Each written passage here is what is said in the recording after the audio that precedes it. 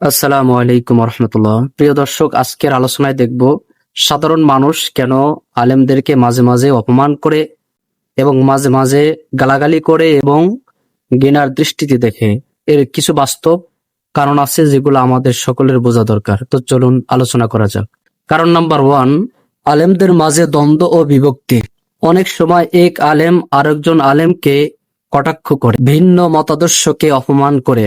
সাধারণ মানুষ যখন এগুলা দেখে তখন তাদের মনে হয় যাদের থেকে আমরা ইসলাম শিখব তারাই একজন আরেকজনকে গালি দিচ্ছে, তারাই একজন আরেকজনের সাথে ঝগড়া করছে, তো তারা সম্মানিত ব্যক্তি কিভাবে হয়।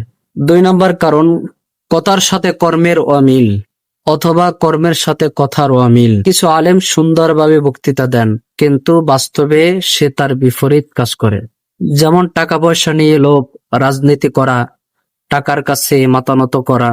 এতে মানুষের মাঝে সন্দেহ জন্মায়। 3 নম্বর কারণ, অতিরিক্ত আবেগী এবং কঠোর শব্দ ব্যবহার করা। কিছু আলেম বক্তৃতার মাঝে সাধারণ মানুষকে ছোট করার চেষ্টা করে এবং একজন আলেম অন্য মতাদর্শকে কাফের, মুশরিক ইত্যাদি ফতোয়া দেয়, যে কারণে সাধারণ মানুষের তার ব্যাপারে হিংসা জন্মায় এবং ঘৃণা জন্মায়, যে কারণে সাধারণ মানুষ তাদেরকে গালি দেওয়ার জন্য প্রতিক্রিয়া সৃষ্টি হয়। 4 নম্বর কারণ হলো ধর্মকে ব্যবসা বানানো। কিছু আলেম দাওয়াতকে ব্যবসার মতো বানান। 5 নম্বর কারণ হলো মিডিয়ার প্রভাব। কিছু মিডিয়া জগতের মানুষ তারা আলেমদের কথা কাট করে ওই কথাটা সোশ্যাল মিডিয়ায় ছেড়ে দেয় এবং এর মাধ্যমে ফিতনা ছড়ায়, যে কারণে একজন আলেম গালি খেতে বাধ্য থাকে।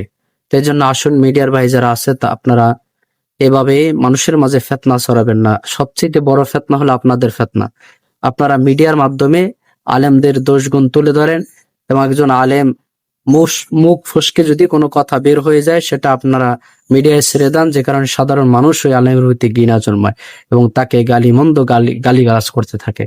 এজন্য ইনশাআল্লাহ আমরা যদি এই কয়টা থেকে বিরত থাকতে পারি, অবশ্যই আর কোনো ওলামায়ে কেরামের মাঝে ওলামায়ে কেরামের গালি শোনা লাগবে না, ওলামায়ে কেরামকে আর কেউ অপমান করবে না। এজন্য আলেমদেরকে বলবো আমরা সবাই এক প্ল্যাটফর্মে চলে আসি, একসাথে কাঁধে কাঁধ মিলিয়ে ইনশাআল্লাহ ইসলামের ছায়াতলে থাকি। কোনোদিন কোনো পরাশক্তি আমাদেরকে অপমান, লাঞ্ছিত, অপদস্থ করতে পারবে না ইনশাআল্লাহ।